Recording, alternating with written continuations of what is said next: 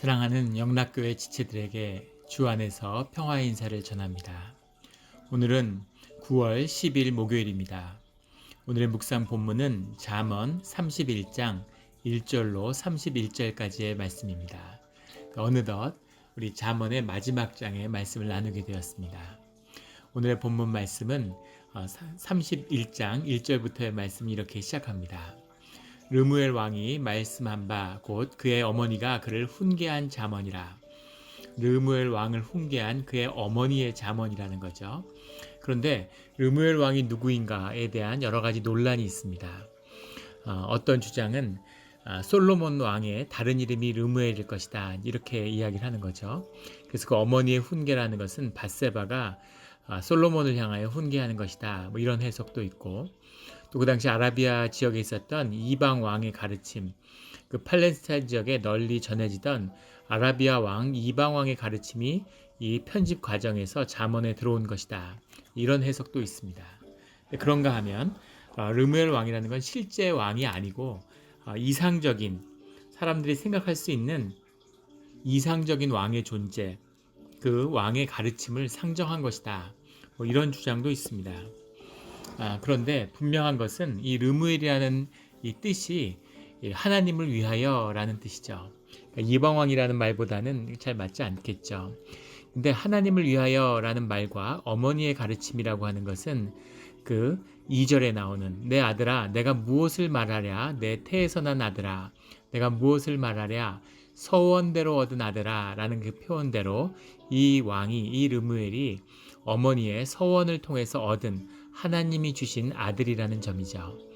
하나님께 어머니의 기도로 하나님이 주신, 하나님으로부터 선물로 받은 그런 주님의 자녀라는 겁니다. 이 자녀는 약속의 자녀죠.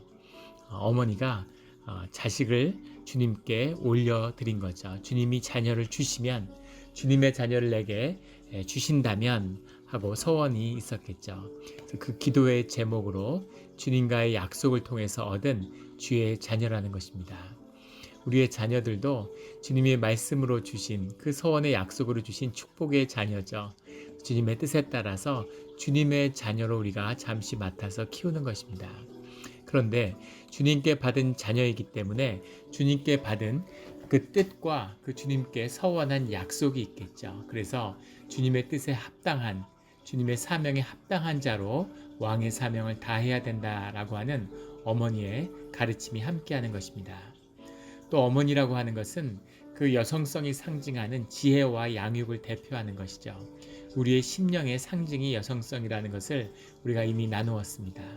그래서 여성이라고 하는 것은 왕과 대비되는 우리의 심령과 우리의 연약함이 주는, 또 우리를 양육하는 우리의 본원, 우리의 마음의 중심에서 오는 그런 가르침, 주님이 주신 가르침을, 그러니까 지혜를 상징하는 것이기도 하겠죠. 어떤 세상의 위대한 왕, 세상의 온갖 권력과 힘을 가진 왕, 그러나 그 왕도 어머니가 있고 어머니의 배가 아파서 어머니의 젖을 물고 자라난 그런 아들이죠. 그 아들을 키운 어머니로부터 지혜를 얻는 것입니다.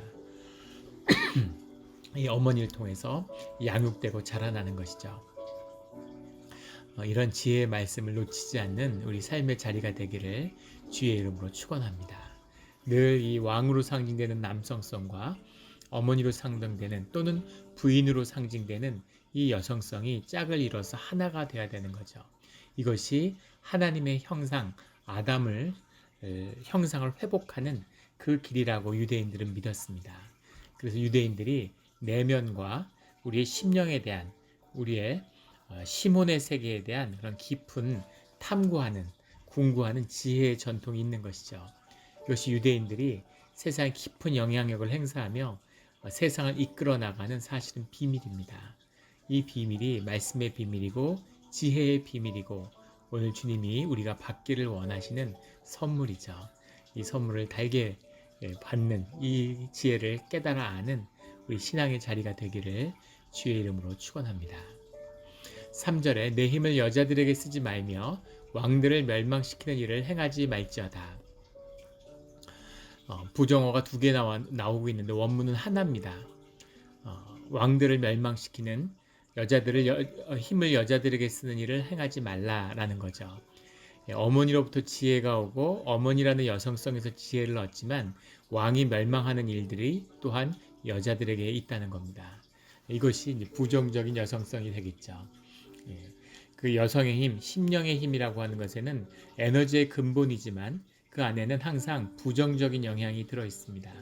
이것을 긍정적으로 삶 가운데 통합시키는, 그것을 행하지 않으면 부정적인 능력에 휩싸이고 거기에 묶이게 되면 우리가 심령을 열어야 하지만 심령에 먹혀서 의식이 무너진다든가 또는 아주 부정적인 영적인 영향, 그런 거 많죠.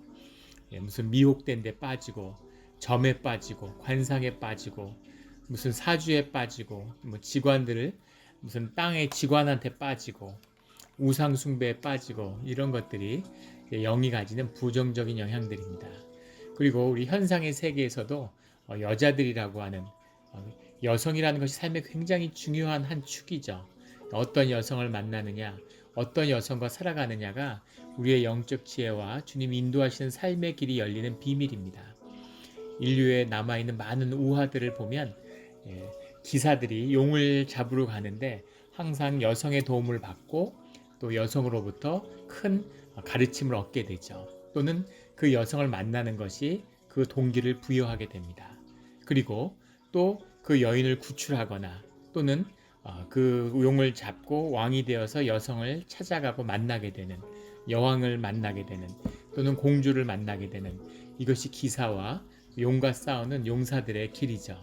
영웅의 길이고 영웅신화에 담겨있는 우리의 내적인 성장, 우리의 삶의 비밀이 담겨있는 기독교 우화들의 지혜입니다. 그런데 항상 또 여성의 도움이 있지만 여성 때문에 길을 잃거나 여성 때문에 음모에 빠지거나 여성 때문에 정신이 흐려지는 것, 이것이 또한 시험으로 다가오고 있는 거죠. 이것을 분별하며 영적 지혜를 얻어가는 것, 이것이 신적인 지혜, 하나님의 지혜의 중요한 비밀입니다. 그것이 어머니의 비밀이고 부인의 비밀이죠. 또 여자들과를 조심해야 하는 그런 비밀이기도 합니다. 이 비밀이 비유로 들었기 때문에 남성을 향한 것이 아니라 남성, 여성 모두에게 해당되는 것이죠. 여성에게는 남자라고 하는 의식의 힘을 키워간다는 의미가 크죠. 여성들은 풍부한 시몬의 지혜를 사실은 타고납니다. 자녀를 낳았기 때문에 영적인 지혜가 자식과 함께 자라나는 그 비밀이 여성성 안에 담겨 있어요. 근데 여성들은 또 그런 남성성을 얻어야 되는 거죠. 그 의식의 힘을 통합하는, 그 창의적인 삶의 능력을 통합하는 그런 능력을 키워가야 되는 겁니다. 부정적인 남성상, 그런데 묶여서는 안 되는 것이죠. 이 영적인 지혜가 풀어지는 우리 기도의 자리가 되기를, 신앙의 자리가 되기를 주의 이름으로 축원합니다. 이 부정적인 여성상과 함께 술에 대한 권고가 4절부터 7절까지 계속 이어집니다. 르무에라, 포도주를 마시는 것이 왕들에게 마땅하지 아니하고 왕들에게 마땅하지 아니하며 독주를 찾는 것이 주권자들에게 마땅하지 않도다. 포도주와 독주를 찾지 말아라, 이렇게 얘기합니다. 그 이유는 5절에 나오는 술을 마시다가 법을 잃어버리고 모든 공고한 자들의 송사를 굽게 할까 두려우니라. 왕이라는 것은 공정해야 되는 것이죠. 왕의 중요한 업무는 성문 앞에 앉아서 소송을 치리하는 것입니다. 그런데 술을 먹신 것 때문에 법에 대한 판단이 흐려져서는 안 된다는 거죠. 송사를 굳게 해서는 안 된다는 겁니다. 공정해야죠. 그래서 법을 잊게 할까봐, 정신을 잊게 할까봐 술을 가까이 해서는 안 된다, 이런 거죠. 6절에 독주는 죽은 자에게, 포도주는 마음을 근심하는 자에게 줄지어다. 이것은 유대 관습인데 근심하는 자에게 위로를 주기 위해서 포도주를 권하는 습관이 있었다고 합니다. 포도주는 요즘에 지금의 현세 포도주라는 건 상당히 독하지만 이 시대의 포도주라는 건 지금의 거의 포도주스에 가까운 것이죠. 그래서 마음의 위로를 주는 달콤함의 상징인데 독주는 그 독함 때문에, 알코올 때문에 사실은 고통을 잊게 하는 효과가 있었다고 해요. 그래서 죽는 사형수들에게 또는 수술을 하고 아픈 자들에게 독주를 주었다고 하죠. 주님이 십자가에 있을 때 독주를 권해서 받는 그런 장면이 나오는데 주님이 그거를 거절하시는 모습이 나옵니다. 7절에 그는 마시고 자기의 빈궁한 것을 잊어버리겠고 자기의 고통을 기억하지 아니하리라. 이 뜻이죠. 술이라는 것은 현실을 잊게 만드는, 외면하게 하는 역할을 한다는 겁니다. 그런데 왕은 그 현실의 어려움과 고통을 마주하는 자리라는 거죠. 그래서 왕이 된다는 것, 세상에 책임 있는 자리에 쓴다는 것, 공의의 자리에 쓴다는 것은 쉬운 일이 아니죠. 하지만 그것을 마주하는 것, 그것이 왕의 소명이라는 겁니다. 그래서 포도주나 독주로 마음의 위로를 삼거나 현실을 외면하려 해서는 안 된다라는 것이 주님이 주시는, 어머니를 통해 주시는 지혜의 비밀이죠. 8절에 너는 말 못하는 자와 모두 고독한 자의 송사를 위하여 입을 열지니라. 말 못하는 자는 벙어리가 아니라 자기 목소리를 내지 못하는 자, 억눌린 자들을 상징하는 거죠. 고독한 자라는 건 우리가 요즘에 느끼는 그런 고독함이 아니라 이 공동체 사회 또는 대가족 사회에서 자기 편을 들어주고 자기 힘을 주장해 줄 사람이 없는 사람들, 이런 사람들이 고독한 자죠. 우리 이민자들이 이민의 땅에서 고독한 자죠. 무슨 뒷배경이 있고 무슨 가문이 있고 아무 게 없잖아요. 무슨 도와줄 사람이 없지만 그런 사람들에게 공의를 행하는 것, 이것이 하나님이 기뻐하는 사회라는 겁니다. 미국이 오늘날 이렇게 번영한 비밀은 사법제도의 공정함에 있었다는 것이 문명을 연구하는 사람들의 공통된 의견 중에 하나죠.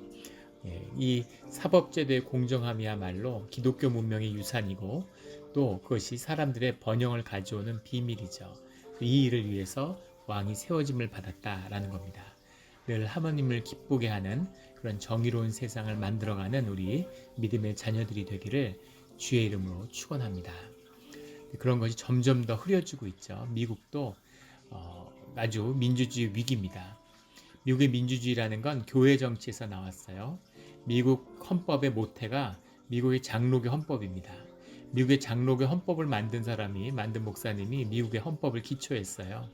그래서 교회의 모형, 미국이 더 큰 세상의 교회가 구현되기를 바랬던 그런 초대 필그림들의 그 소망이 담겨 있는 것입니다.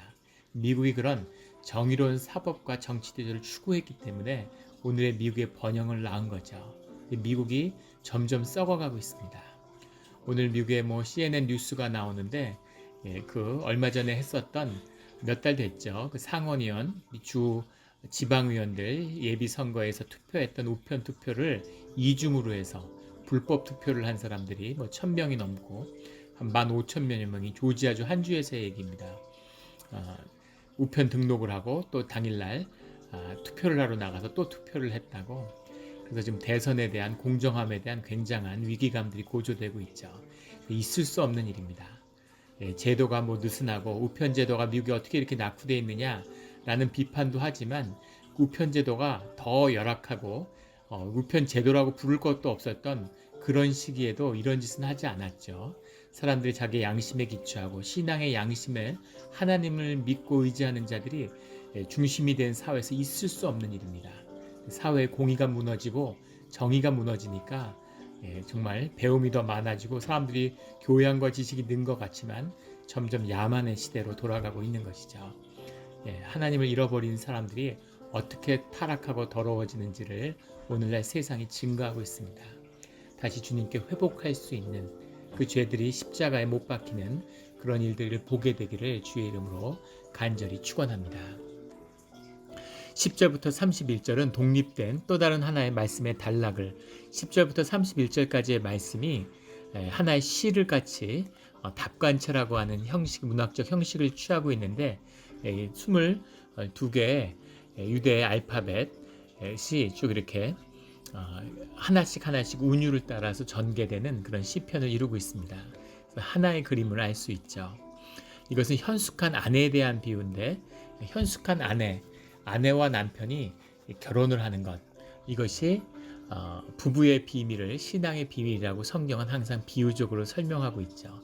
그래서 현숙한 아내를 얻은 축복에 대한 이야기입니다. 현숙하다라고 해석했는데 현숙이라는 말은 사실은 굉장히 어려운 말이죠. 삼국 유사에 보면 박혁거스의 부인이 현숙함을 갖췄다라는 말이 나옴으로써 현숙이라는 단어가 우리말에 처음으로 등장하게 되는데 지혜롭고 어질다, 이런 굉장히 도덕적인 성품과 관련된 말이 현숙하다라는 의미입니다. 그런데 여기 나오는 10절에 누가 현숙한 여인을 찾아 얻겠느냐 라는 이 현숙이라는 말의 원문 차일이라고 하는 말은 사실은 군인을 지칭하는 말이에요. 뛰어난 군인, 탁월한 군인, 용사를 지칭하는 이야기입니다. 용사를 높이는 그런 찬사의 말이 차일이라고 하죠. 그러니까 그런 훌륭한 여인을 어떻게 찾을 수 있겠느냐. 그의 값은 진주보다 더하니라. 그 가정을 여인이 만들고 이끌어내는 것이죠. 11절에 그런 자의 남편의 마음은 그를 믿나니 산업이 핍절하지 아니하겠으며 남편이 그를 믿는다. 현숙한 여인의 비밀은 남편과 부인의 믿음의 기초에 있는 거죠. 남편으로부터 신뢰하고 믿음을 얻을 수 있는 부인, 또 부인을 믿을 수 있는 남편, 이것이 그 신뢰, 트러스트가 이 현숙한 여인과 함께하는 가정의 비밀이라는 겁니다. 이 비밀은 또 무엇이냐면 산업이 핍절하지 아니하겠으며, 왜 산업이 핍절하지 아니하겠으며 라고 해석했는지 모르겠는데 정확한 원문의 해석은 약탈이 필요치 않으며 라는 뜻입니다. 약탈이 필요치 않다는 건 군인에 대한 비유라고 그랬죠. 필요가 있어서 필요한 것을 외부에서 뺏어오는 것이죠. 이 시대에 이 팔레스타인의 문명이라고 하는 것, 무슨 바벨론도 마찬가지고 다 마찬가지였습니다. 아수르도 이집트도 약탈을 하는 거예요. 그것이 부유하게 되는 비밀인데 약탈을 할 필요가 없다는 거죠. 왜냐하면 그 부유함의 비밀이 삶 가운데 숨겨 있어서 그 삶의 자리에서 샘솟게 된다는 겁니다. 12절에 그런 자는 살아있는 동안에 그의 남편에게 선을 행하고 악을 행하지 아니하느니라. 굉장히 종교적이고 그런 하나님이 함께하는 삶의 비밀을 이야기하는 거죠. 하나님과 함께하는 삶의 길이 열린 곳에는 늘 부요함과 풍요함이 넘칩니다. 세상에 물산을 더 많이 내고 잘 살게 돼 있어요. 이것이 축복의 비밀입니다. 하나님이 함께하는 자리에 늘 부요함과 풍요함을 누리게 될 수밖에 없습니다. 고난과 아픔과 시련이 닥치지만 그 모든 걸 이겨내면서 삶의 선물로 부요함을 당연히 누리게 되는 거죠. 그런데 세상에 속아서 부요함과 풍족함을 쫓게 되면 결국은 그것도 놓치게 되고 하나님도 놓치게 되는 것이죠. 이것이 세상에 속한 자와 땅에 속한 자와 하늘에 속한 자의 차이입니다. 하늘은 하나님을 추구하라고 얘기하죠. 그러면 땅의 모든 것을 얻게 됩니다. 그런데 땅의 역사는 세상의 공중의 권세 잡은 자는 땅의 부요함과 풍요함을 주겠다고 이야기합니다. 그것을 쫓으면 하나님으로부터 이탈할 뿐 세상의 부요함도 줄 것처럼 하면서 결국은 얻지 못하는 거죠. 그것을 얻으려면 그것보다 더한 것을 치러야 되는 겁니다. 이것이 세상의 비밀이죠. 13절에 그는 양털과 삼을 구하여 부지런히 손으로 일하며 14절에 상인의 배와 같아서 먼 데서 양식을 가져오며 삶의 여러 가지 이런 부요함의 길들이 열린다는 거죠. 15절에 밤이 새기 전에 일어나서 자기 집안 사람들에게 음식을 나누어 주며 여종들에게 일을 정하여 맡기며 가사의 일을 계획적이고 이렇게 아주 규모 있게 잘 운영하는 모습을 보여주는 거죠. 밤이 새기 전에 일어났다는 건 에너지가 넘치고 삶의 활력이 넘치는 거죠. 삶을 향한 계획들이 있다는 겁니다. 16절에 밭을 살펴보고 사며 자기의 손으로 번 것을 가지고 포도원을 일구며 자기의 손으로 번 것 16절에 또 31절에 가면 그 손의 열매가 땀 흘려 일해서 자기 손으로 성취한 것에 비밀이 있다는 겁니다. 세상은 악해서 아무리 열심히 일해도 그거 갖고는 안 돼 이렇게 이야기하죠. 요즘에 땀 흘려서 일해가지고 뭐가 되겠니? 뭔가 부동산이나 주식이나 이런 걸로 자산을 뻥튀기 시켜야지. 그래야지 열심히 땀 흘려 일하는 것으로 세상에서 얻는 게 뭐가 있어 이렇게 얘기하는 거죠. 그런데 근로의 윤리를 땀 흘리는 자의 비밀을 잃어버린 나라는 잘 될 것 같지만 결국 잘 되지 않습니다. 세상의 경제를 보세요. 금융이 잘 되면 다 잘 될 것처럼 돈 장사로 잘 살게 될 것처럼 얘기하지만 제조업이 강한 나라, 기술자들이 우대받고 열심히 일하는 근로윤리가 있는 나라들이 결국 잘 살게 됩니다. 땀 흘리는 자의 비밀이죠. 18절에 자기의 장사가 잘 되는 줄을 깨닫고 밤에 등불을 끄지 아니하며, 이게 굉장히 비유적인 표현인데 자기 장사가 잘 되는 줄을 알고 밤에 등불을 끄지 않는다는 건 등불을 킨다는 건 그 시절에 굉장히 귀한 것입니다. 기름이 워낙 귀하고 비싼 것이기 때문에 기름을 몸에 바르는데 장례 때나 결혼식 때 1년에 평생에 한두 번 바르는 것이에요. 그런데 그 기름을 등불을 밝히는 데 썼다는 것은 굉장히 부유한 집안이라는 것을 이야기해 주는 거죠. 등불이 끄지 않았다는 건 잘 살게 되고 부유함이 넘친다는 뜻입니다. 그런데 장사가 잘 되는 줄 알고 불을 끄지 않았다는 건 그 장사를 준비하고 다음날의 장사를 예비하는 그 일들을 밤에 어두워진 다음에도 준비했다는 거죠. 얼마나 장사가 잘 되면 이렇게 잠자는 걸 아껴가면서 이것을 준비할 만큼 또 신이 났겠죠. 장사하는 분들 말씀을 들어보면 우리 교회 집사님들 손님이 많이 오고 바쁘면 힘들 것 같지만 힘들지 않다는 거예요. 하루가 어떻게 지나가는지 모르고 신이 난다는 거죠. 근데 가게를 하는데 손님이 안 오면 일이 없으니까 편할 것 같지만 너무 힘들고 지친다는 거죠. 그런 것처럼 장사가 잘 되고 밤에 그걸 준비하지만 기쁜 거죠. 예전에 한 사업하는 분이 그런 이야기하는 걸 들은 적이 있는데 여러분도 뭐 들어보신 적이 있을 겁니다. 새벽에 일어나서 아침이 왜 밝지 않나, 빨리 나가서 돈 벌어야 되는데 일할 게 많은데 동이 트는 게 막 가슴이 설렜다는 거죠. 오늘 일할 생각을 하면 에너지가 넘치는 거죠. 자기로 사는 사람의 비밀입니다. 생명이 피어나니까 나무가 뻗어서 열매를 맺는 것처럼 신이 나는 거죠. 피곤하고 밤에 누웠는데 잠이 안 오고 수면제를 먹어야 잠이 오고 몸이 솜문직처럼 무겁고 매일 반복되는 삶이 지치고 이게 삶에 희망이 없고 삶의 일상성 때문에 반복되는 것 때문에 힘든 것이 아니라 심령이 죽어있기 때문에 그런 거죠.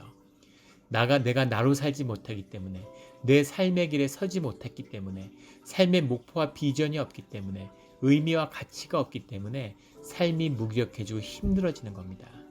사람이 돈을 벌기 위해 살면 기운이 없고 힘들어지게 돼 있어요. 돈이란 걸 다스리고 가치와 의미를 추구할 때 돈이 따라와야 되는 거죠. 그럴 때 사람이 신이 나고 그게 즐거운 겁니다. 세상에 무엇을 손에 져도 내 생을 대가로 치루었으면 기쁨과 즐거움이 있을 수 없는 거죠. 우리가 심령이고 영이 있는 존재인데 그게 기쁘고 즐겁지 않은 것. 우리가 기쁘고 즐겁다는 건 우리의 심령이 즐거워하는 건데 심령이 죽었는데 무슨 즐거움이 있겠습니까?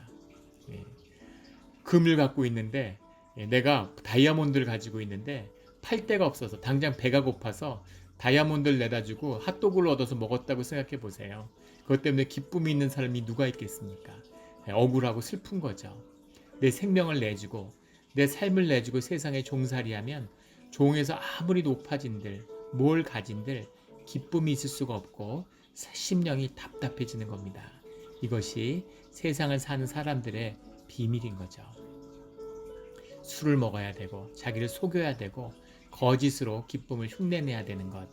이 비밀 결국엔 마약을 하고 결국에는 무슨 삶이 파괴되고 마는 이런 비밀들이 다 거기에 있는 거죠. 우리의 삶의 자리가 밤에 등불을 끄지 않으며 장사가 잘 되는 그 기쁨으로 밤에 등불이 꺼지지 않는 부유함이 넘치는 삶의 자리가 되기를 주의 이름으로 축원합니다. 그런데 그 삶은 단순히 나만 부유한 삶은 아니라는 거죠. 20절에 그는 공고한 자에게 손을 펴며 궁핍한 자를 위해 손을 내밀며 어려운 자들을 도와주는 삶이라는 거죠. 하나님께 받은 축복이고 그 축복을 나눴기 때문에 그 축복을 흘려보낼 수 있다는 겁니다. 내 거는 내가 벌었으면 아까워서 못 나누죠. 내 땀과 내 생명을 내줬는데 어떻게 이게 아까워서 누굴 주겠습니까? 주님께 은혜로 받았기 때문에 은혜로 나눌 수 있는 것이죠. 이것이 부유함의 비밀입니다. 내가 아둥바둥 사는 게 힘들고 막 어렵게 살면 나누지 못해요. 그런데 주님의 은혜로 얻은 주님의 것으로 돌릴 때 그것이 주님의 마중물이 되어서 은혜가 우리에게 흘러넘치게 되는 거죠. 그래서 풍요함과 부요함의 선순환이 되느냐, 인색함과 궁핍함의 악순환이 되느냐, 우리의 삶은 그런 수레 가운데 서 있는 거죠. 주님은 우리에게 선택하라고 말씀하시는 겁니다. 21절에 자기 집 사람들은 다 홍색 옷을 입었으므로 눈이 와도 그는 자기 집 사람들을 위하여 염려하지 아니하며 홍색 옷을 입었다라고 했는데 샤님이라는 말인데 이게 샤님이 아니라 쉐나임으로 읽을 수도 있습니다. 쉐나임으로 읽으면 이것이 두겹이란 뜻이 돼요. 두겹 옷을 입었다. 옷을 두텁게 입었다라고 해석하는 게 더 옳을 수도 있습니다. 왜냐하면 눈이 와도 염려치 않는다. 춥다는 얘기죠. 눈이 온다는 얘기는 두 겹옷을 입었기 때문에 춥지 않다. 이런 뜻도 될 수 있고 또 그 당시에 두꺼운 옷, 겨울옷이 자색을 띠었기 때문에 자색옷이다라는 것은 결국 두터운 겨울옷을 상징한다. 이런 얘기도 있습니다. 이제 자색옷이라고 해서 옷이 붉은 옷을 띈다고 해서 더 따뜻하지는 않죠. 하지만 더 따뜻해 보이고 실제로도 심리적으로 따뜻하게 느낀답니다. 그래서 따뜻해지는 거죠. 겨울옷을 푸른색으로 만들지 않죠. 여름옷을 빨간색으로 만들지 않습니다. 그런 것처럼 겨울옷을 따뜻해 보이기 위한 효과지만 실제로도 더 따뜻하게 느낀다는 거죠. 홍색옷이라는 건 겨울옷, 따뜻한 옷, 겨울이 와도 근심이 없는 그런 요즘엔 다 옷을 잘 입으니까 이 말이 와닿지 않지만 한 두세 대 전까지 인류 역사에서 겨울에 따뜻한 옷을 입는다는 건 보통 일이 아닙니다. 조선왕조 실록 이런 걸 읽어보면 겨울에 왕도 극심한 추위에 떨었다는 기록들이 나오죠. 왕도 속옷을 마음대로 해 입을 수 없었던 그런 곳인데 이 현숙한 아내가 있는 집, 이 지혜로운 아내의 집에는 그 집에 있는 종들도 그 집의 모든 사람들이 다 겨울에 따뜻한 옷을 입는다는 거죠. 22절에 그는 자기를 위하여 아름다운 이불을 지으며 세마포와 자색옷을 입으며 세마포라는 건 얇은 포로 지은 옷이죠. 자색옷을 입는다는 것도 귀한 옷을 상징합니다. 우리 누가복음 16장에 보면 거지 나사로의 이야기에 나오는 부자가 세마포와 자색옷을 입었다는 이야기가 나오죠. 세마포와 자색옷을 입었던 게 잘못된 게 아니라 부자는 인색했다는 게 잘못된 것입니다. 그래서 부유하게 풍요함을 나누지만 세마포와 자색옷도 누릴 수 있는 거죠.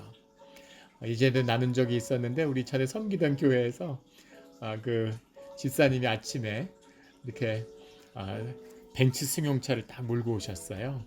그래서 벤츠 SUV를 타고 왔는데 좋은 차를 이렇게 사셨다 그러니까 막 어쩔 줄 몰라 하시면서 사고 싶어서 산 게 아니고 원래는 살 생각이 없었는데 뭐 이렇게 하면서 뭐 이렇게 세금 면제 때문에 그 자동차 무게에 대한 규정이 있어가지고 다른 차들은 그게 안 되는데 뭐 벤츠는 무거워서 그게 돼서 뭐 면세가 뭐 되고 뭐 그런 얘기를 이제 막 하시더라고요. 근데 되게 재밌었습니다.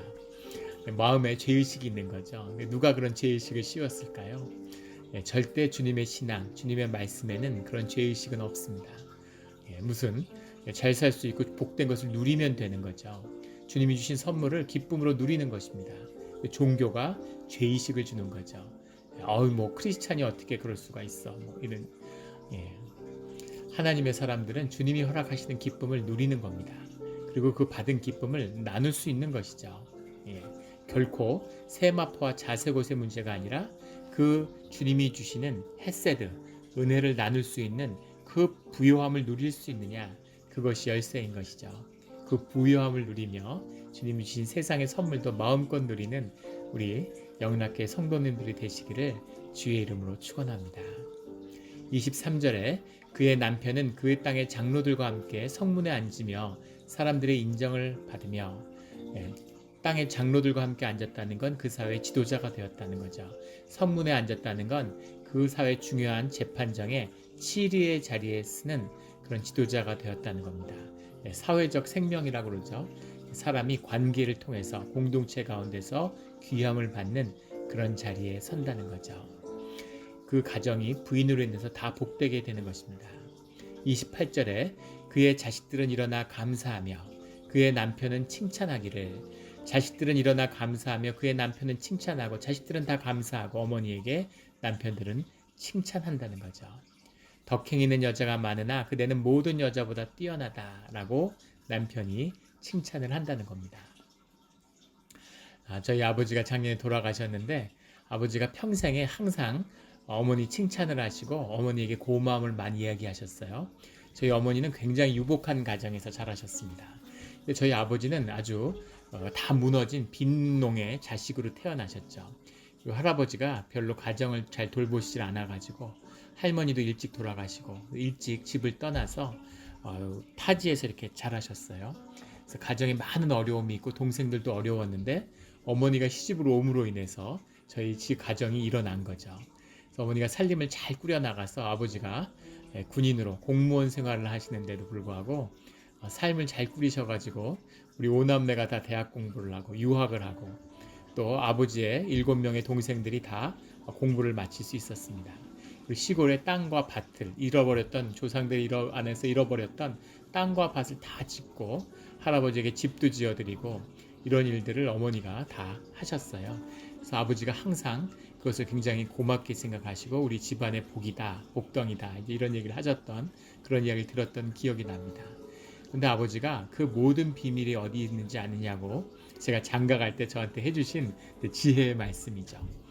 결혼을 하면 와이프를 100% 믿고 와이프에게 모든 것을 모든 재정에 대한 관리를 다 맡겨야 된다 이렇게 이야기하셨습니다. 그것이 우리 가정이 복되게 된 비밀이다 이렇게 얘기하시더라고요.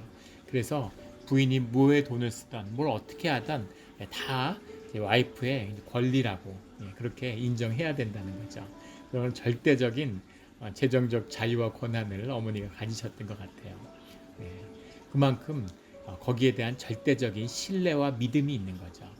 허튼 데 돈을 쓰지 않고 사치하지 않고 정말 자식들을 소중히 여기고 남편을 소중히 여기는 여인이라고 하는 절대적인 신뢰가 그 안에 있는 것이죠. 이것이 부부의 비밀이고 이것이 신앙의 비밀이고 우리가 하나님과 하나가 된다는 걸 부부로 비유하는 것은 그 부부가 되기 때문에 하나로 누려지는 거죠. 하나님의 것을 내 것으로 누리는 비밀이 신앙의 비밀입니다. 와이프가 많은 것을 가지면 남편이 복을 누리죠. 남편이 사업을 잘하면 부인이 그 축복을 누리는 거죠. 이것이 이 부부의 비밀입니다. 늦게 내게 없는 거죠. 부부의 것이거죠. 하나님과 하나가 되는 신앙의 삶을 누리면 주님의 부요함을 우리가 그냥 누리는 거죠. 그 영광을 우리가 누리게 되는 거죠. 이것이 현숙한 아내의 비밀입니다. 이 30절에 고운 것도 거짓되고 아름다운 것도 헛되나 오직 여호와를 경외하는 여자는 칭찬을 받을 것이라. 이것이 이 현숙한 아내의 비밀이죠. 여성이 고울 수도 있고 아름다운 것일 수도 있죠. 곱고 아름다운 여인이 받는 세상의 축복은 얼마나 큰 것입니까? 하지만 그 모든 것은 결국 헛된 것이죠. 세상의 어떤 미인도 나이가 들면 다 모든 것이 다 썩어지는 것입니다. 하지만 오직 여호와를 경외하는 여자, 그 여자는 칭찬을 받을 것이라. 하나님의 모든 축복, 영생의 기쁨이 함께 한다는 거죠. 이 기쁨을 누리는 우리 성도님들이 되시기를, 이 기쁨의 가정을, 이 기쁨의 부인을, 이 신뢰의 남편을, 이런 하나님을 얻는 하나가 되는 우리 신앙의 길, 기도의 길, 믿음의 길이 되기를 예수 그리스도의 이름으로 축원합니다. 우리가 잠언을 통해 얻었던 이 31장까지의 모든 말씀이 땅에 떨어지지 않고 우리의 삶 가운데 살아나서 하나님이 이 말씀을 붙들고 우리의 삶을 이끌어 주시기를, 지혜의 길이 열리기를 예수 그리스도의 이름으로 축원합니다. 아멘.